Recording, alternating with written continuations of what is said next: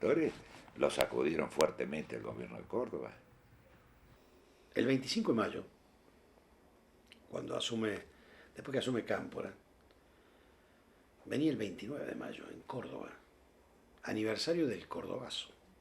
¿Quién puede haber venido a Córdoba? Imagínate lo que era en ese momento, cómo estaba el debate del peronismo, cómo habíamos llegado, los militares todavía ahí en la puerta recién entregando las cosas y después de tanto proceso militar, el presidente de Cuba. Bueno, era un acto que era imposible de creer que se pudiera hecho un acto masivo, donde había mucha bandera roja, muchas fuerzas de izquierda apoyando, y la presencia del presidente de Cuba. Es decir, por eso digo, este país, que el acta de asunción de Cámpora la firmó Salvador Allende y Dorticós.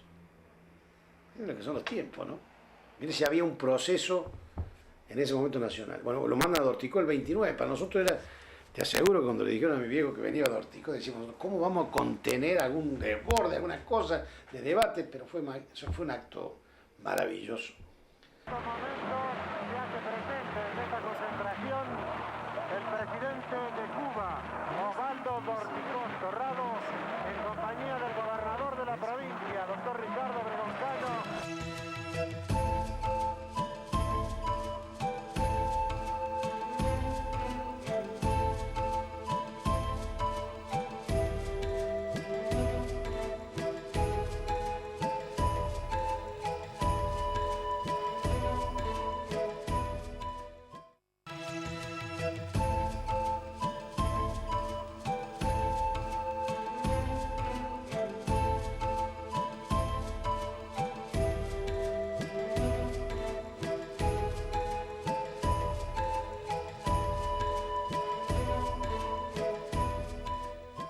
La lucha interna del PJ por aquellos años era marcadamente ideológica. A la patria socialista de la tendencia revolucionaria y montoneros se le oponían los sectores más fascistoides que embanderaban la consigna de la patria peronista. Esta profunda división, tal vez alentada desde el mismo Perón, que usó en determinados momentos históricos a unos y otros, era la constante política. Córdoba no estaba ajena. Un vice que formaba parte del sindicalismo combativo y un coronel Antonio Domingo Navarro, hombre relacionado con Osinde y uno de los referentes de la tristemente célebre 3A. Obregón Cano para mí era un hombre conservador, que Atilio López era un dirigente sindical moderado. Atilio López no era enemigo ni de Tosco ni de Salamanca, pero no tenía nada que ver con el universo conceptual ni ideológico de Salamanca y de Tosco. Y además Salamanca y Tosco tampoco tenían mucho en común, tenían distintos orígenes, distinta metodología y distinta formación. Obregón Cano tenía una autonomía relativa frente al liderazgo de Perón. Y Perón, cuando volvió al país, no solamente dejó impune los sucesos de Ezeiza, sino que meses después dio un discurso a los gobernadores provinciales donde les señaló: cuidado con sacar los pies del plato, porque entonces tendremos el derecho de darles con todo, decía Perón. Y entonces la relación conflictiva de Obregón Cano con los sectores que lo habían apoyado, porque le exigían una mayor radicalización de sus medidas, y la relación escasamente autónoma que tenía con el liderazgo de Perón, hicieron de Obregón Cano un gobernador como con escasa capacidad o con escasa eficacia. Nosotros reconocíamos a Obregón Cano como tres banderas, ¿no? Él se abre con Bandor, se presenta, digamos, como tres banderas en las elecciones internas, digamos, eso, para estar con Perón hay que estar contra Perón. Fue en el año del pacto con Frondizi, ¿no?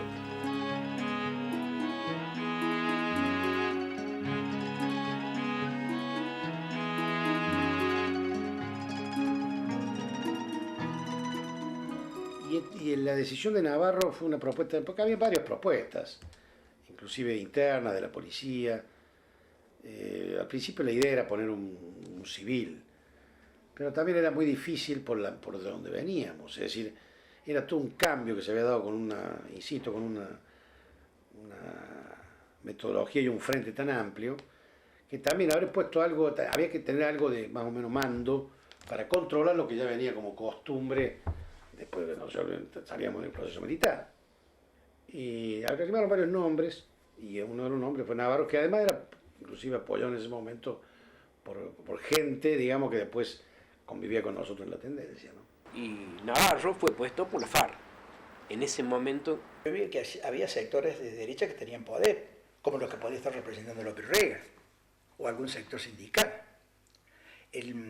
La UON, un gremio fuertísimo en la estructura del movimiento, lo tuvo a Navarro también como de jefe de formaciones especiales que tenía la UON, ¿no? Supuestamente estaba Navarro dentro de algunos que estaban más o menos cercanos a Carcaño, ¿te acuerdas del coronel Carcaño?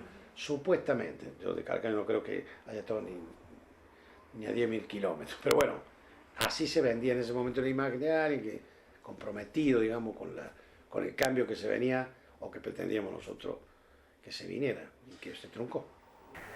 Efectivamente, a veces es necesario echar mano a medidas drásticas para evitar males mayores. Ese es el caso concreto que provocó la crisis que comienza el día 27 de febrero de 1974.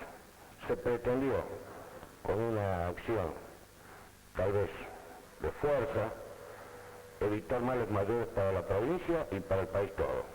Navarro había tenido predisposición para las formaciones especiales que había constituido Perón desde el exilio.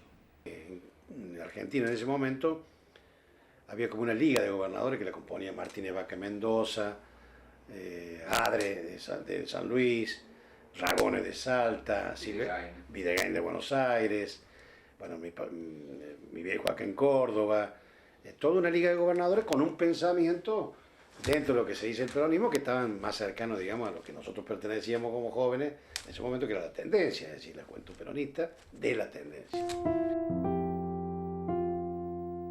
Que Córdoba se cuece en su propia salsa, fueron las palabras de Perón ante la gravedad de los hechos de aquel febrero de 1974.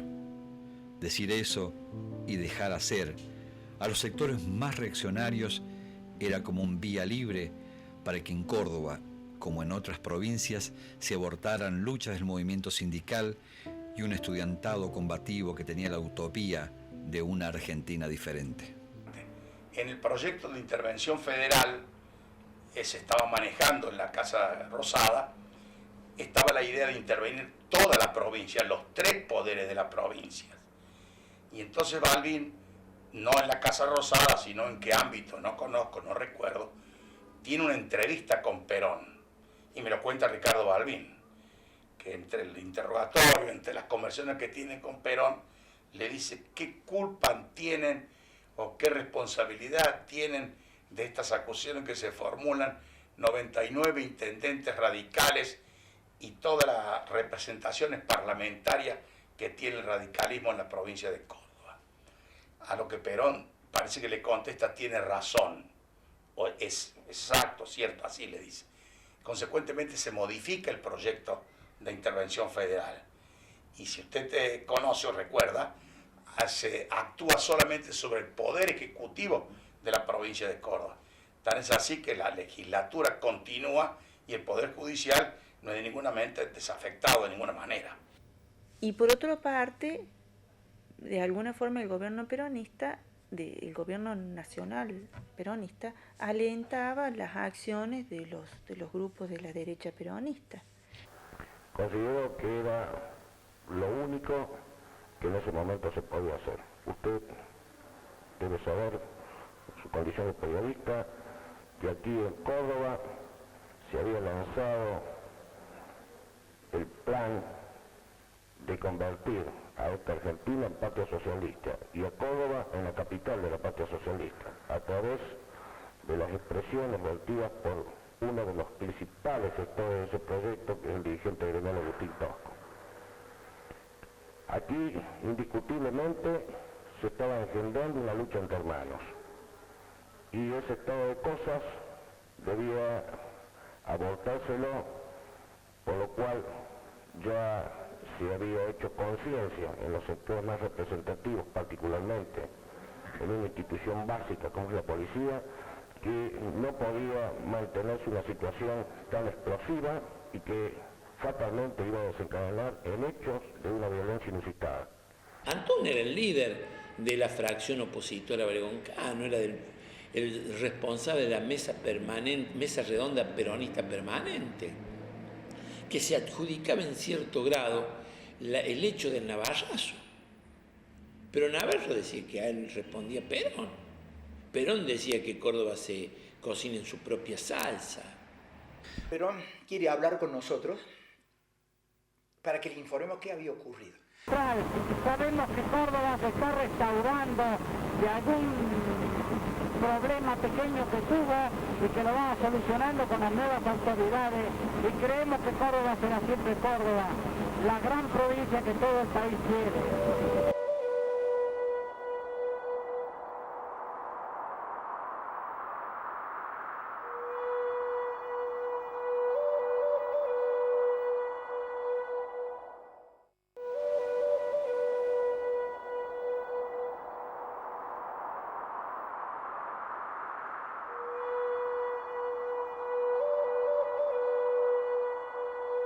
Navarro llegó a la jefatura de la policía de la provincia como hombre propuesto por la gente de la columna Sabino Navarro.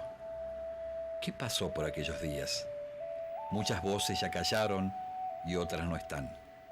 Lo cierto es que la historia ha guardado aquellas reuniones secretas denunciadas en su momento por el comisario Chiappe de cómo se iba gestando un golpe sedicioso que acabaría con el gobierno elegido legítimamente por el pueblo.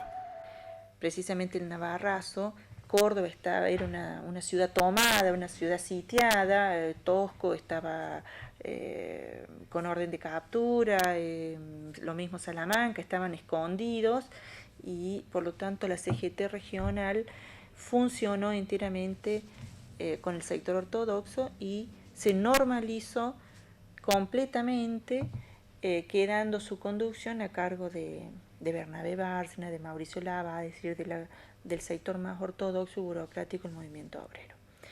La representación de Perón no era los intereses que nosotros estábamos queriendo defender, ¿no? La construcción de una patria socialista era absolutamente, digamos, inviable a partir de la propuesta del peronismo, ¿no?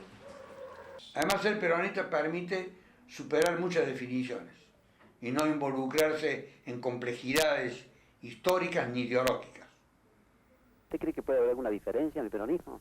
Bueno, los muchachos se ponen calificativos propios, pero eso no quiere decir que obren de distintas maneras. Bueno, los hay ortodoxos, los hay heterodoxos, los hay combativos, los hay contemplativos, pero todos trabajan.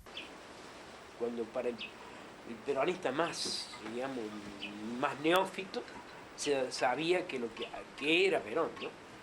Que era un movimentista, que era, que era la humanización del capital, que era cualquier cosa, menos que era socialista. Así fue la historia. Tal vez, como siempre ocurre en estos casos, quedarán muchas historias para contar. Pero este capítulo ha concluido. Como decíamos, quedarán muchas historias inconclusas, otras que por intereses políticos no se han contado. Lo cierto es que el Navarrazo tuvo una importancia fundamental por ser la puerta del inicio del terror, por ser la entrada de ideas que germinaron en la sociedad y que muchas de ellas aún perduran. Nunca me parece que en Córdoba se vivió esa convivencia. ¿Qué costó? Empezó este proceso de descomposición, digamos, hasta llegar al golpe militar del 76, al nefasto golpe, previo a la AAA. Porque mi padre se va al exilio no por los militares, se va por la AAA, y a tiro lo mata la AAA. Sí, considero que aquí en Córdoba los hechos desataron el 27 de febrero y la acción que en este momento desarrolla el señor interventor federal de la provincia, Brigadier Mayor Raúl Cabana, secundado eficazmente por el señor jefe de la policía, Comité General Héctor Rey, han de posibilitar que en breve tiempo esta violencia que se había señalado en este Estado desaparezca. Fue un golpe a una Córdoba rebelde, una Córdoba protestona, una Córdoba cuestionadora. Sí, sin duda que abarcaba todo, empezando, digamos, por el gobierno, pero que después se bajó también a la persecución sindical. Bueno, de ahí aparecieron todas estas fracciones de marginales y de asesinos que terminaron matando tanta gente en la Argentina y en Córdoba, obviamente, también persiguiendo a militantes populares, no solamente muchos, la mayoría del peronismo, pero también de izquierda y de otros partidos independientes. Bueno, y en este caso de los sindicatos que si traen un sindicato que está inclusive discutiendo con la Conducción Nacional de nada menos que de Les Mata, o sea, un gremio poderosísimo. Y en Córdoba tenía un asentamiento fuertísimo, porque tenía todas las que eran las empresas automotrices, así que sin duda que eso ha sido parte de una política orquestada que fue minando en el país todo lo que eran los posibles más rebeldes o focos que eran contrarios a la visión política que tenía el lópezreguismo, ¿no?